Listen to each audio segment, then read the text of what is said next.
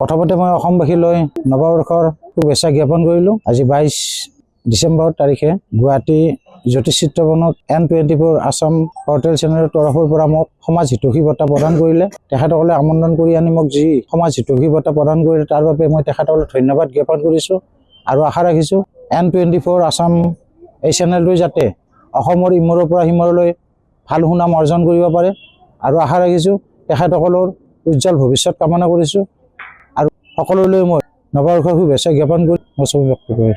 উপস্থিত ৰাইজ লগতে মঞ্চত উপস্থিত মোৰ মান্যবৰসকল আৰু N24 আছামৰ সমূহৰ কৰ্মকৰ্তালৈ মই আন্তৰিক শুভেচ্ছা জ্ঞাপন কৰিছোঁ।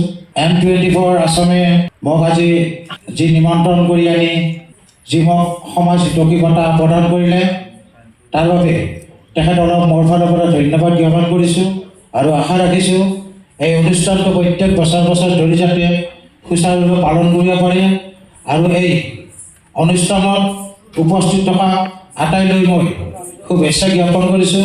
শেষত মোৰ পৰিচয়টো দাঙি ধৰিছোঁ। মোৰ পৰিচয় হ'ল পলাশবাৰী সমষ্টিৰ বিজয়নগৰ দখলা কমাৰ্চ কলেজৰ সন্মুখত বীণাপানী জ্যোতিষ কাৰ্যালয়ৰ স্বত্বাধিকাৰী তথা জ্যোতিষী মই শ্ৰী অপূৰ্বদেৱ শৰ্মা।